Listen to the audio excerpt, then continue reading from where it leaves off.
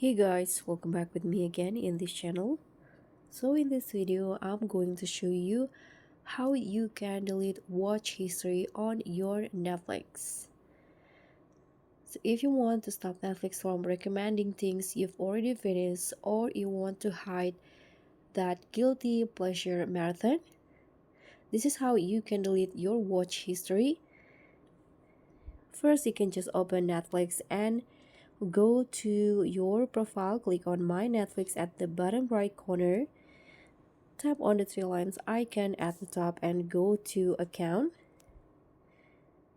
Now you can just scroll down until you find the privacy and data settings. Click on viewing activity, and this is where you can see all of the movies and show you've watched on Netflix. And to delete one of them, you can just click on this icon and it will be hidden from your Netflix watch history.